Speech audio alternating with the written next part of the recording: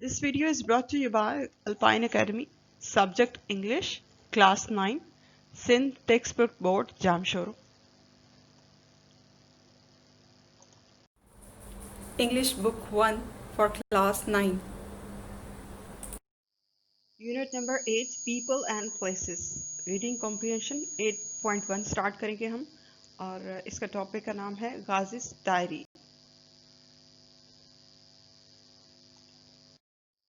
Unit number 8, People and Places. Unit 8.1, Reading Comprehension, Ghazi's Diary.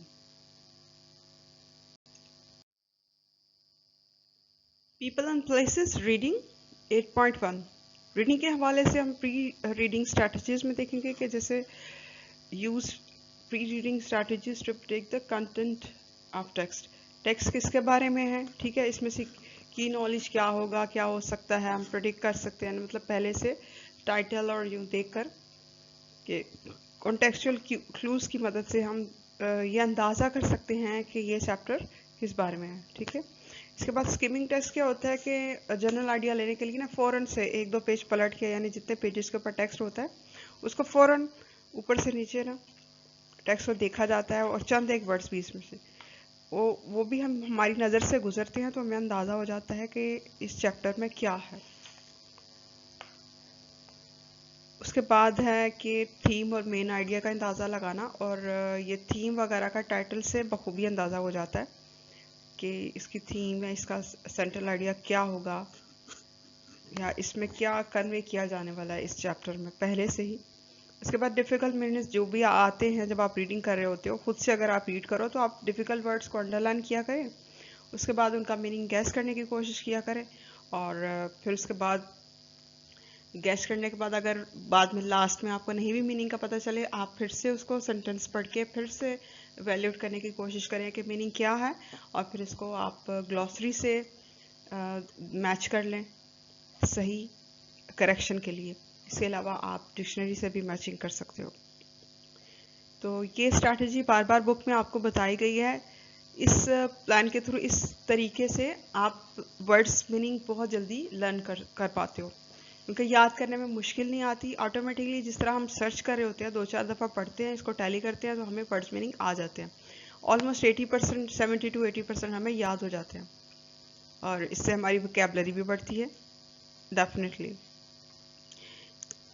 और इसके बाद है कि identify view points, ideas and issues.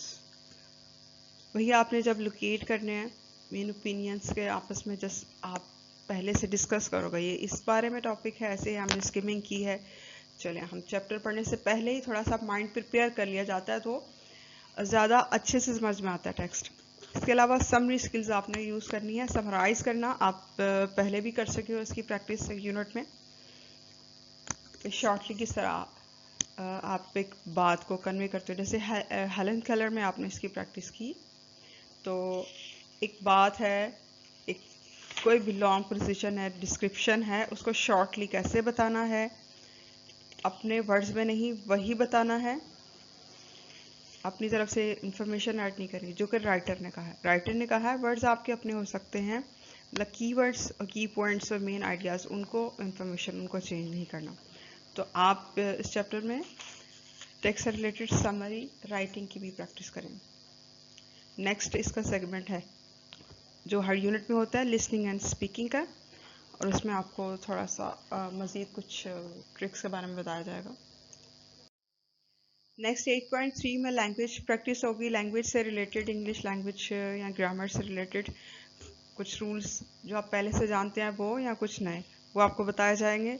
फिर राइटिंग का सेगमेंट है, राइटिंग एप्लीकेशन और समरी वगैरह, होम के से रिलेटेड कुछ राइटिंग मटेरियल, इस तरह से चीज़ें आपको इस सेगमेंट में समझाई जाएंगी.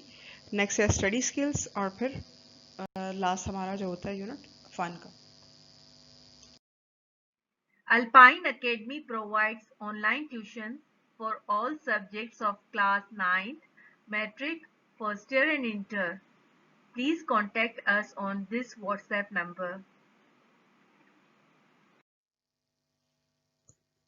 Reading comprehension pre reading activity, ये छोटी सी टास्क है. ये Working group of 4 or do the following.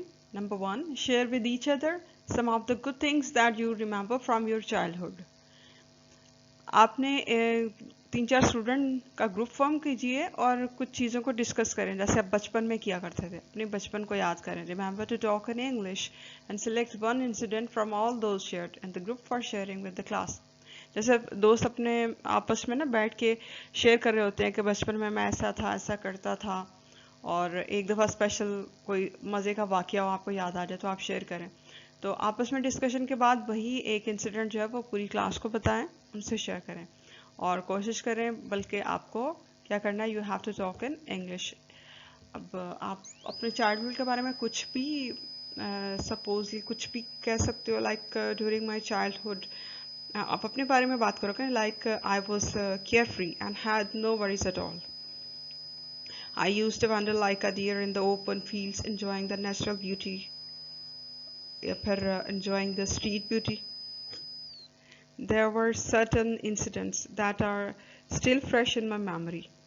तो आप फॉर एग्जांपल कोई भी आप नरेट कर सकते हो, जैसे कि once a juggler with 2 monkeys came to our street. He made the monkeys perform a short skit that had us nothing in laughter. Mr. Monkey fell in love with the Miss Monkey, but she refused to have a friendship with her. तो इस तरह आप कोई भी जो incident है वो अपना उसमें नरेट कर सकते हो. जैसे another incident which I still remember is the swimming experience. It was a bright Sunday when my friends and I went for a picnic, and some boys were expert swimmers, but unluckily I did not know how to swim. My friends lived in an area where there were too many pools for the practice, so they dived into the river and compelled to do the same. उन्होंने मुझे भी कहा कि मैं भी swimming करूं. तो फिर क्या हुआ कि I was caught by the current of water and was carried away swiftly, and there was every possibility of my being drowned, but due to the valor of one of my friends, I was rescued and brought to the bank of the river. I was very grateful to him because he gave me a new lease of life. तो कोई incident इस तरह का भी हो सकता है जैसे कि बहुत शॉकिंग हो और कोई बहुत खूबसूरत हो.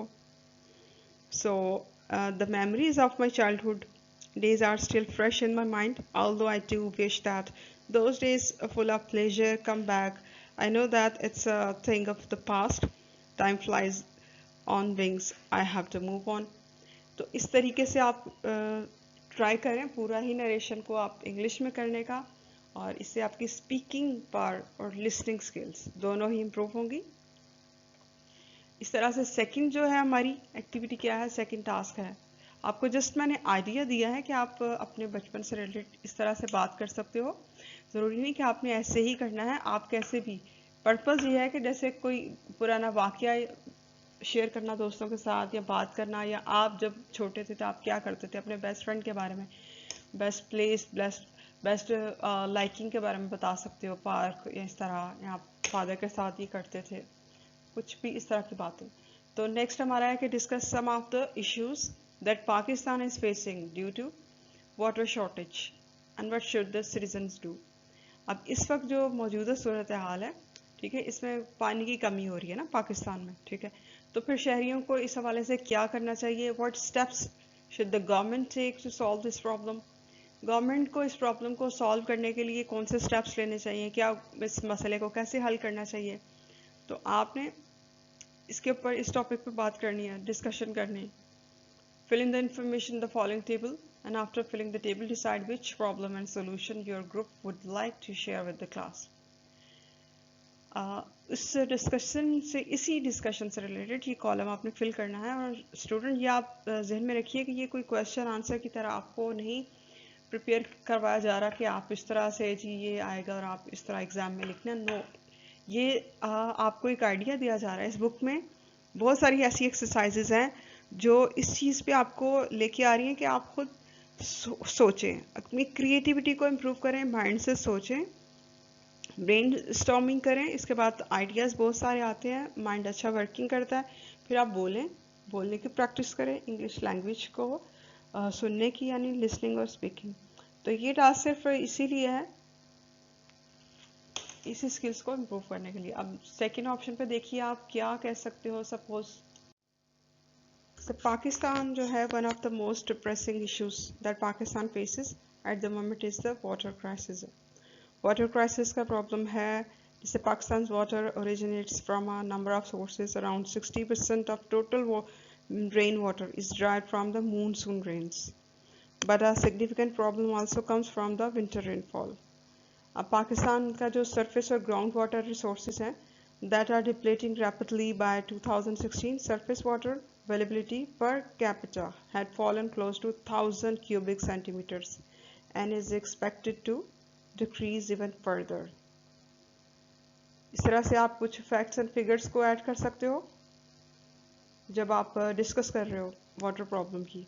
फिर इसमें आप ये भी बता सकते हो जैसे कि तरबेला एंड मंगला डैम जो है, the Tarbela and Mangla dams are the big dams, only big dams in Pakistan which can store flood water. And मज़ीद आप इसमें बता सकते हो और प्रॉब्लम्स क्या आ रही हैं। बहुत सारी लोकेलिटीज़ में पानी है ही नहीं, कहीं पे आता है, कहीं पे पानी पॉल्यूटेड है, और कहीं पे मतलब बारिशों का सिस्टम जो है उसकी वो चेंज होता है, उसकी वजह से हमें काफ़ी कुछ चेंज करना पड़ता है, काफ़ी कुछ सफ़र करना पड़ता है वाटर क्राइसिस के हवाले से। अब ये कि इसमें बहुत सारे स्टेप्स जो हैं वो लेने चाहिए ताकि हम इसको इस मसले को हल कर सकें, जैसे अवाम भी और गवर्नमेंट भी। Like we should utilize some methods to trap rain water and use it to recharge underground aquifers होती हैं और resume more water for the future. ठीक है, and we should apply cost effective measures for saving water. The government should make use of technology-based methods to prevent leakage in pipes and keep water usage in check. Smart irrigation methods should be used to reduce water wastage drastically, rather than wasting lots of groundwater through tube wells. इस तरह से आप कुछ भी इसको इस discussion को continue कर सकते हो, इसमें ऐड कर सकते हो। ठीक है, कि हमें एज अ सिटीज़न क्या करना चाहिए, गवर्नमेंट को क्या करना चाहिए, और पानी अल्लाह ताला की एक बहुत बड़ी नेमत है, इसकी शुक्रगुजारी भी करनी चाहिए, नाकदरी भी नहीं करनी चाहिए। देन आप इस कॉलम को जो नीचे है उसको फिल कर सकते हो, लाइक नंबर 1 प्रॉब्लम क्या है, फिर इसका सोल्यूशन क्या है, रिस्पॉन्सिबिलिटी किस पे आ रही है, गवर्नमेंट की तरफ से या हम की तरफ से है। फिर नेक्स्ट पे आप 3-4 इस तरह के स्टेप्स बना के आप इसको इस एक्टिविटी को कर सकते हैं। ये बहुत इंटरेस्टिंग सी एक्टिविटी है, और डिस्कशन के थ्रू डेटाबेस फाइंड आउट करना, कुछ की पॉइंट्स निकालना, इसके थ्रू आप ये सीखेंगे। तो आप इसको करके देखिए फ्रेंड्स के साथ मिलकर। Unit 8.1 reading text Ghazi's diary. Ghazi loved writing about his feelings and experiences. Ghazi को लिखने का बहुत शौक था, वो अपने लाइफ, अपने जज्बात, अपनी स्पेशल मेमोरी से रिलेटेड कुछ भी लिखता। He often wrote things in his diary whenever he got into the writing mood.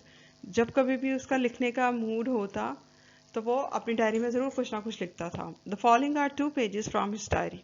उसकी डायरी में से 2 पेजेस हैं जो यहाँ पे आगे बताए जा रहे हैं आपको। Unit 8.1 reading comprehension. Reading start करते हैं। तो ये गाजी की जो डायरी है इसमें से 2 पेजेस लिए गए हैं। पेज नंबर 1 है और इसका टॉपिक है विलेज लाइफ। अब आपने नोट करते जाना है कि डायरी लिखते हुए किस तरह या किन चीज़ों का ख्याल रखा जाता है, या इस स्टूडेंट ने कैसे डायरी को मेंटेन किया हुआ है, डायरी लिखी हुई है। वैसे तो डायरी में अपनी मर्जी से अपनी ही बातें, अपनी मेमोरीज को शेयर करते हैं, लिखते हैं, लेकिन जैसे कि कुछ चीज़ें हैं लाइक ये टाइम डेट देखिए पर मेंशन है, फिर किस तरह आज हम बात कर रहे हैं और अपने पास्ट को याद कर रहे हैं, तो हम मैचिंग कैसे कैसे इसका इम्तजाज किस तरह से करते हैं लिखते हुए, इस सारी चीज़ों को आप नोट कीजिए पढ़ते हुए। स्टार्ट करते हैं हम। वेंसडे 10 फरवरी 2015, पूरी डेट मेंशन है, दिन भी मेंशन है और टाइम भी है 10:30 PM। विलेज लाइफ मतलब गाजी ने अपनी गांव की ज़िंदगी से मुतालिक कुछ यादों का जिक्र किया है इसमें। टाइटल से ही पता चल गया, और डायरी राइटिंग है हमें पता है। Today I'm once again reminded of my simple village and its loving and caring people. आज एक दफ़ा फिर मुझे अपना सादा सा गांव और वहाँ रहने वाले मोहब्बत करने वाले सादा लोग बहुत याद आ रहे हैं। I'm living in Karachi now in a beautiful house that has many modern facilities. आजकल मैं कराची में रहना हूँ एक बहुत खूबसूरत घर में जिसमें जदीद सहूलियात हैं। It is located in a locality that has clean streets. इसकी साफ़ सुथरी स्ट्रीट्स हैं, यानी गलियाँ हैं, साफ़ सुथरी रोड है जिस लोकेशन पे ये घर है। एंड many modern facilities हैं इसमें, big houses that have beautiful gardens with a variety of plants and trees. तो इस लोकेशन पे खूबसूरत गार्डन भी हैं, बहुत सारे पौधे वगैरह दरख्त वगैरह हैं। But I am desperately missing my village, लेकिन मैं बहुत ज़्यादा अपने गाँव को याद कर रहा हूँ इस वक्त। डेस्परेटली मतलब बहुत शिद्दत से, बहुत ज़्यादा। The simple mud house that we lived in, वो सादा सा मिट्टी का घर जिसमें हम रहते थे। The simple toys that give us so much pleasure, वो सादा से खिलौने जो हमें बहुत खुशी देते थे। And the simple carefree people amongst home we lived, और वो सादा लोग इंसान जिनके दरमियान में हम रहते थे। I wish I could get into a time machine and go back 60 years back to my life in the village. मैं चाह रहा हूँ कि काश मेरे पास एक टाइम मशीन होती तो उसके ज़रिए मैं 60 साल पीछे अपनी गाँव की ज़िंदगी में चला जाता। मतलब लोग कि इसका रियलिटी से कोई ताल्लुक नहीं, लेकिन ये इसको बात करने का मकसद ये है कि हमें इतना ज़्यादा इस वक्त याद आ रहा है। वो इतनी अच्छी लाइफ थी विलेज की, गांव की पुरसकून लाइफ थी। तो राइटर जो है वो ये बताना चाह रहा है। The house that we lived in had 3 rooms and a kitchen, all spread about in a yard that had no boundary wall. हम जिस घर में रहते थे उसमें सिर्फ 3 कमरे थे और एक किचन था, और सहन आगे सहन था, और उसकी बाउंड्री वॉल नहीं थी। Just some bushes separating our property from that of our neighbours. तो हमारे हमसायों के दरमियान सिर्फ झाड़ियाँ थी जो कि उनकी और हमारी प्रॉपर्टी को, यानी घर को अलग अलग शो कर रही थी। तो बाउंड्री वॉल भी बनी नहीं हुई थी। My grand parents and 2 of my unmarried aunts lived in one room. एक कमरे में मेरे दादा दादी और 2 मेरी खाला वहाँ पे रहती थी। We my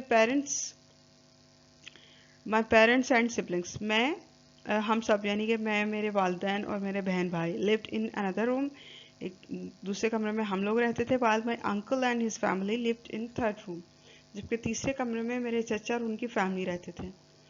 We had a common kitchen where the women of the family cooked for all of us. हमारा एक ही किचन था सबका, और वहाँ पर ख़वातीन घर के लिए, सारे घर वालों के लिए, फैमिली के लिए खाना बनाती थी। The house in which I now live is made of cement and painted in beautiful colors. वो घर जिसमें आजकल मैं अब रह रहा हूँ वो सीमेंट से बना हुआ है और बहुत खूबसूरत कलर में इस पे पेंट वगैरह हुए हुए हैं। With tiled floors, अच्छी खूबसूरत टाइलों के फर्श हैं। However, the houses in our village were all made of wood, straw and mud. जबकि हमारे गांव में जितने भी घर बने हुए थे वो लकड़ी से, मट्टी से बने हुए थे। We had no furniture as such. We sat on the floor and slept on the floor by spreading some quilts that we were kept on a wooden stand during the day. हमारे पास कोई furniture वगैरह भी नहीं था और हम फर्श पे ही बैठते थे, और फिर कुछ ब्लैंकेट वगैरह बिछा के, कुछ चादरें वगैरह फैला के फर्श पे वहीं पे सोते थे, और हमारे पास एक वुडन स्टैंड था। ठीक है। This was probably why very few people and knee problems, people of all ages comfortably sat on the floor which exercised their knees. ये गालिबन इसीलिए था कि कुछ लोग जो हैं उनको घुटने का प्रॉब्लम होता है, तो हमने वो जो स्टैंड रखा हुआ था ना, तो उसको पकड़ के जैसे बैठना हो या नीचे पर उठना हो तो उसको हम इस्तेमाल कर लेते थे, क्योंकि आमतौर पे लोग आराम से नीचे फर्श पे बैठ जाते हैं और फिर उनके घुटनों की जो है वो प्रैक्टिस भी होती है, यानी एक्सरसाइज होती है इससे। Our village did not have roads or streets. हमारे गांव में कोई गलियां नहीं बनी हुई थी, कोई रोड नहीं बने हुए थे, कोई सड़कें नहीं थी। There were just narrow mud lanes. छोटी छोटी गलियां थी Tangsi, which became very slippery during the rainy season. और जब बारिश होती थी तो बारिश में चूंकि मिट्टी की थी तो वो कीचड़ से स्लिपी हो जाती थी, फिसलने वाली हो जाती थी. Commuting from one place to another was not an issue. एक जगह से दूसरी जगह जाने में कोई मसला नहीं था. People did not need cars, buses or even motorbikes to go from one place to another in the village. गांव में एक जगह से दूसरी जगह जाने के लिए लोगों को कोई भी गाड़ियों की, बसों की ज़रूरत नहीं थी, ना ही बाइक्स की. They just walked. वो चलते थे, मतलब पैदल चलते थे. All this exercise kept them healthy, and the absence of motor vehicles kept the environment pollution free. अब इस एक्सरसाइज की वजह से, चूंकि वो पैदल चलते थे, तो इस वजह से लोग सेहत में रहते थे, और मोटरसाइकिल वगैरह नहीं थी. इसकी वजह से जो एनवायरनमेंट यानी माहौल वो है वो आलूदा नहीं होता था, साफ रहता था.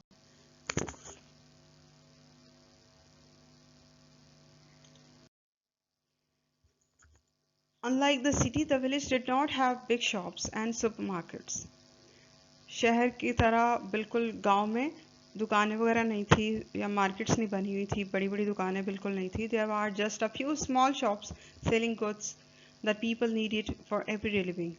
बस वहाँ छोटी सी दुकानें हुआ करती थी जिसमें वो ज़रूरत की चीज़ें थी जो कि लोगों को रोज़ाना चाहिए होती थी रेगुलर यूज़ में.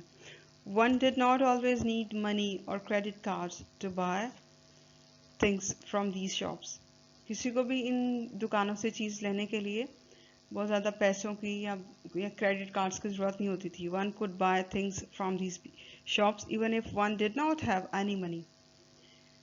कोई भी इन दुकानों से चीज़ ले लिया करता था चाहे उसके पास पैसे ना हो, because the village shopkeepers knew everyone by name.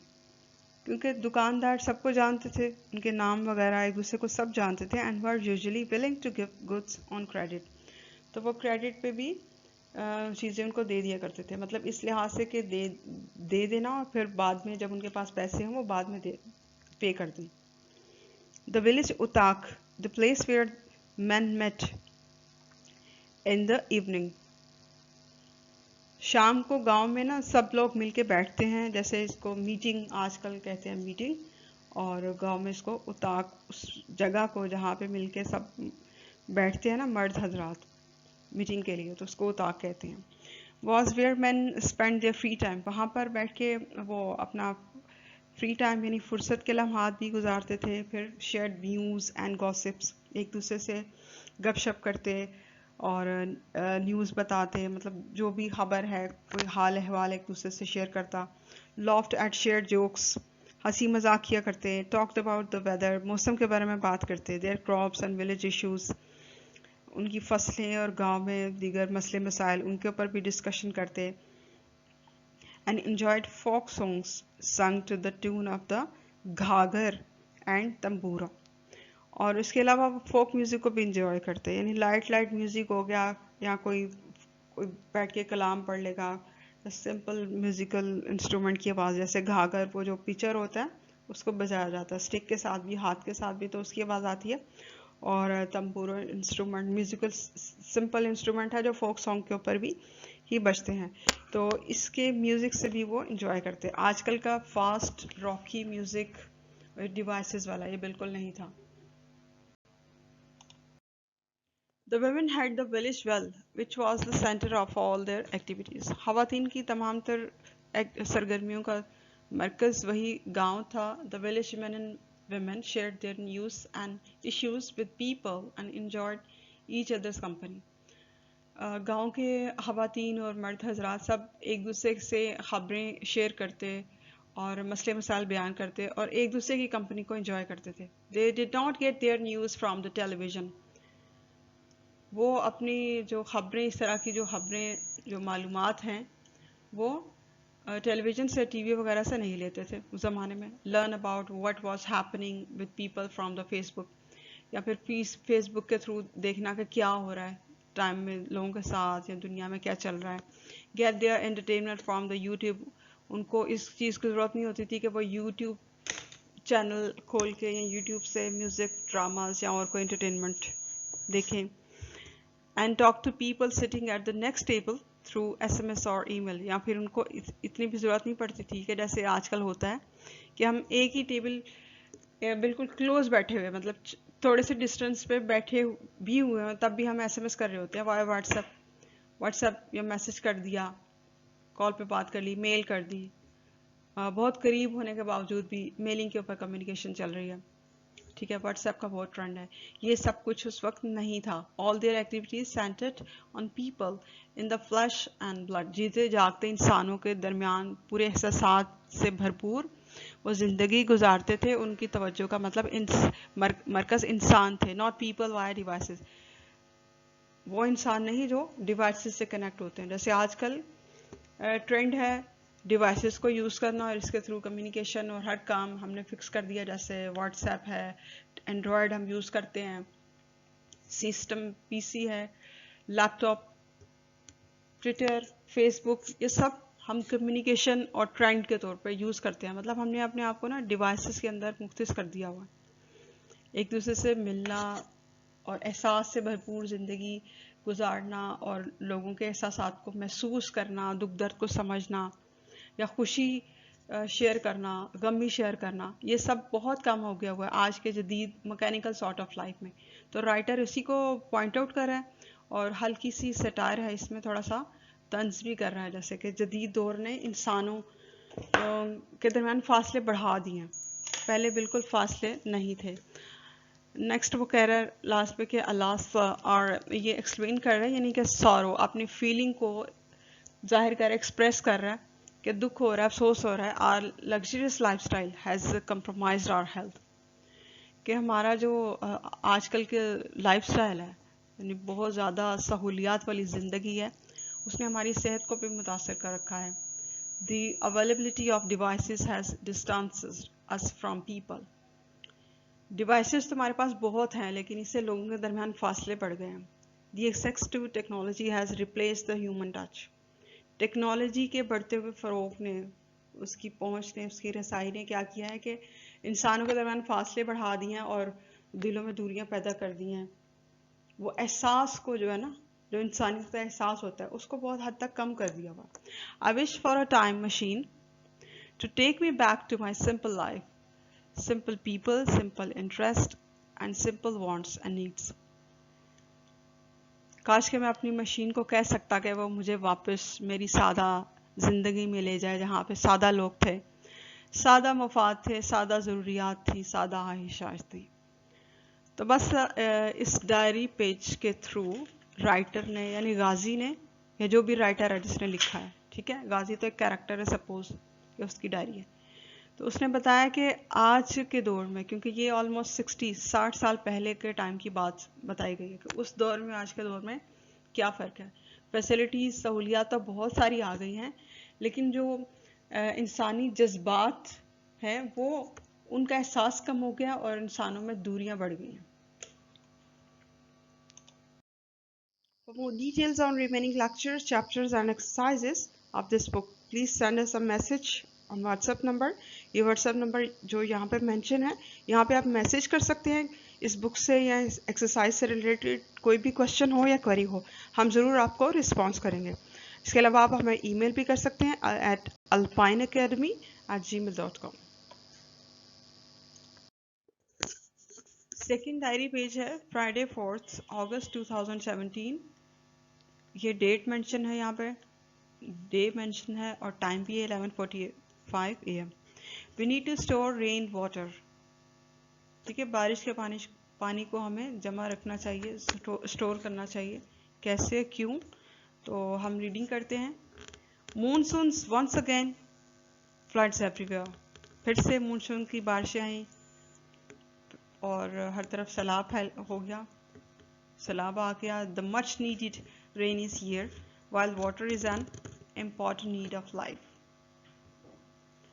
बहुत ज़्यादा बारिश हुई और हालांकि बारिश और पानी दोनों ज़िंदगी के लिए बहुत ज़रूरी हैं, बहुत अहम हैं। Too much of it can cause flooding and devastation. तो बहुत ज़्यादा हो जाए यही बारिश और बारिश का पानी, तो इससे क्या होता है कि सैलाब आ जाते हैं और बड़ी तबाही फैलती है, डिवास्टेशन, तबाही।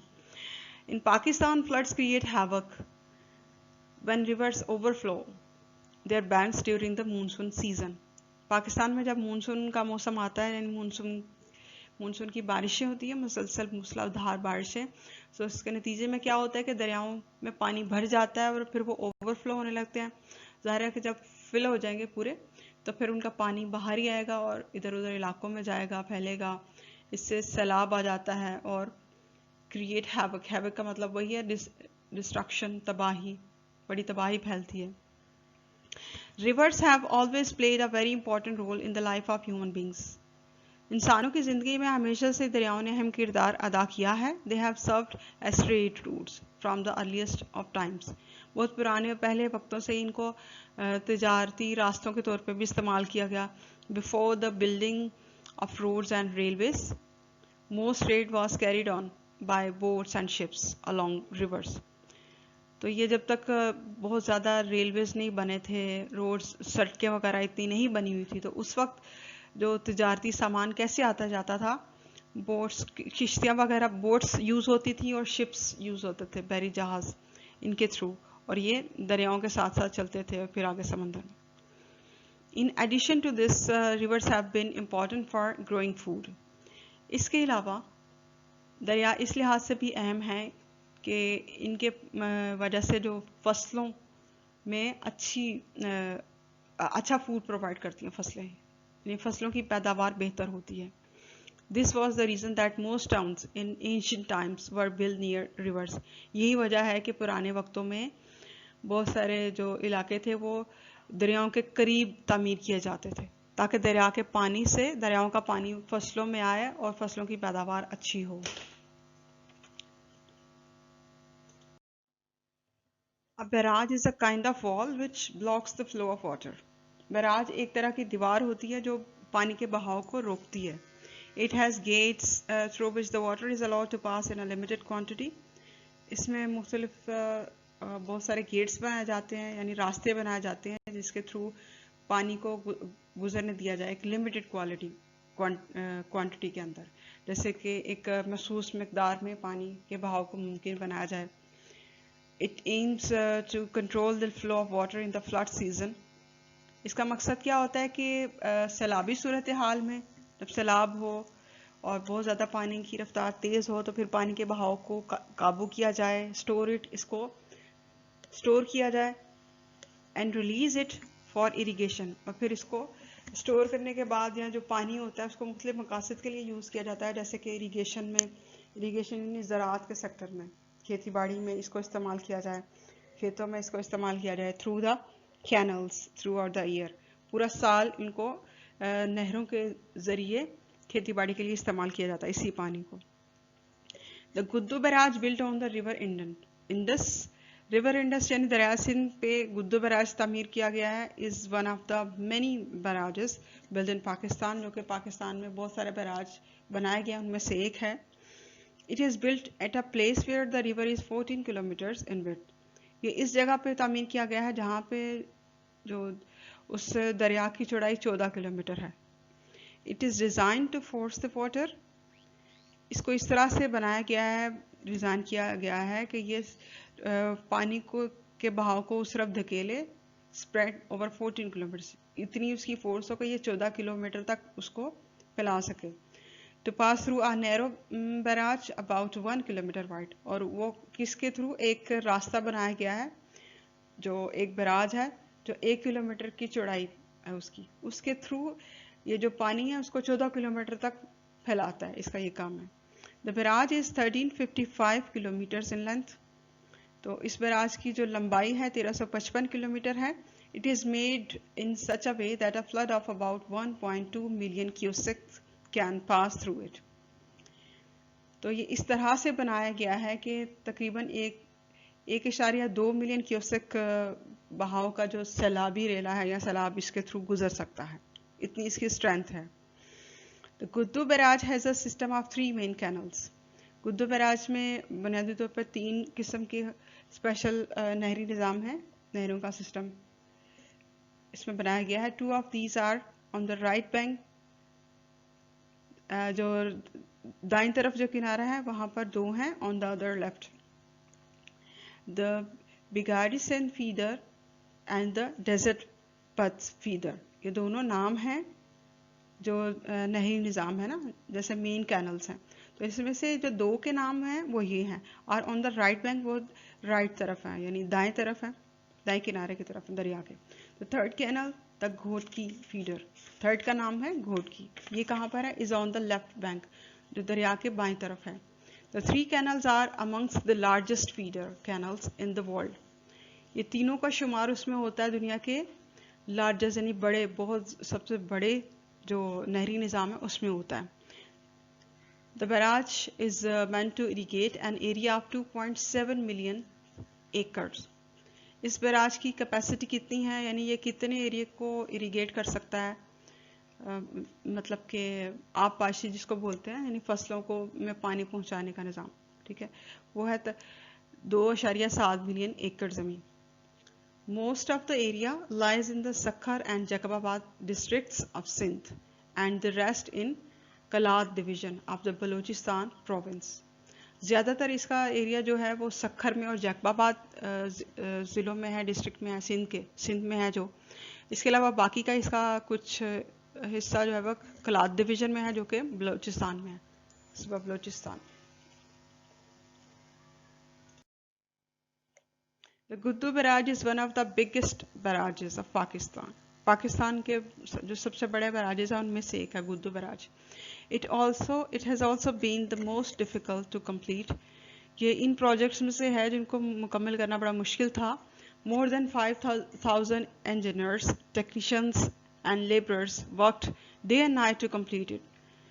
5,000 से ज़्यादा इंजीनियर्स और टेक्नीशियंस ने और मज़दूरों ने मिलके काम किया, दिन रात काम किया इसको मुकम्मल करने के लिए। It was put into operation on 4 फरवरी 1962। इसका आगाज़, इसकी वर्किंग का आगाज़ कब हुआ था, 4 फरवरी को 1962 में। The barrage has tamed the river and put an end to the damage caused by floods in this area. इस बैराज की तामीर इस तरीके से की गई है कि सैलाबी सूरत हाल में ये टैकल कर सके दरिया को, इसकी फरावानी को, और किसी किस्म का कोई नुकसान ना हो।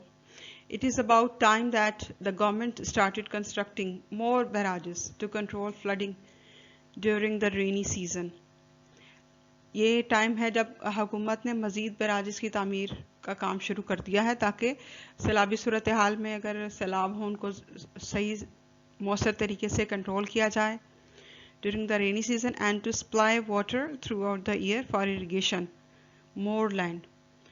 और बारिशों के मौसम में अगर पानी बहुत ज़्यादा हो जाए, पानी का बहाव तेज़ हो जाए, तो उसको कंट्रोल करने के लिए ज़्यादा बैराज की तामीर की जाए और सारा साल पानी की फरावानी रहे, पानी मुहैया किया जाए इरीगेशन के लिए, यानी आबपाशी के निज़ाम के लिए खेतों को, फसलों को पानी प्रोवाइड किया जाए, ताकि Pakistan becomes self sufficient in meeting it's demands for grains. ताकि पाकिस्तान खुद सेल्फ सफिशिएंट का मतलब है खुद कफील, यानी अपनी ज़रूरत के लिए खुद प्रोड्यूस कर लेना। तो पाकिस्तान में जो भी इसकी ज़रूरियात होती हैं उनको पूरा कर सके। कौन सी ज़रूरियात, जैसे for grains, fruits and vegetables, खाने पीने की फसलें हो गई, फल सब्जियां वगैरह होंगी, इनकी जो मुल्क में जितनी ज़रूरत और डिमांड होती है उसके मुताबिक पाकिस्तान खुद कफील हो जाए, खुद कफालत इख्तियार कर सके। ज़ाहिर है कि फ़सलों की प्रोडक्शन अच्छी होगी, पैदावार सही होगी, तो पाकिस्तान खुद कफील हो जाएगा। In fact proper water management can allow us to grow surplus food items.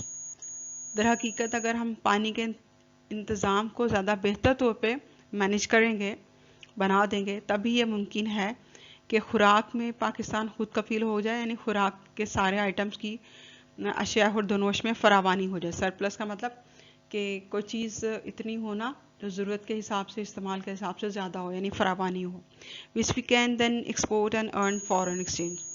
तो फिर हम क्या कर सकते हैं कि उसको एक्सपोर्ट कर सकते हैं, यानी बाहर के ममालिक में बरामद कर सकते हैं, उनको भेज के, तो फिर फॉरेन एक्सचेंज यानी ज़र मुबादला कमा सकते हैं। तो इससे मुल्क की तरक्की में और मुल्क की आमदनी में दोनों में इजाफा हो सकता है। तो अगर हम अपनी ज़रूरियात में ख़ुद कफील हो जाएं तो फिर जो एक्स्ट्रा चीज़ें हैं उनको ज़ाहिर है कि फॉरेन कंट्रीज़ में हम सेल करके एक्सपोर्ट के ज़रिए एक्सपोर्ट करके तो हम फॉरेन करेंसी कमा सकते हैं, ज़र मुबादला कमा सकते हैं, जिससे मुल्क कौम को तरक्की भी होगी और ये मजबूत भी होंगे।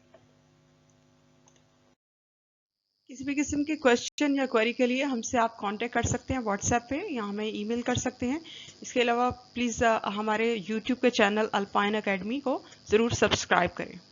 Thank you.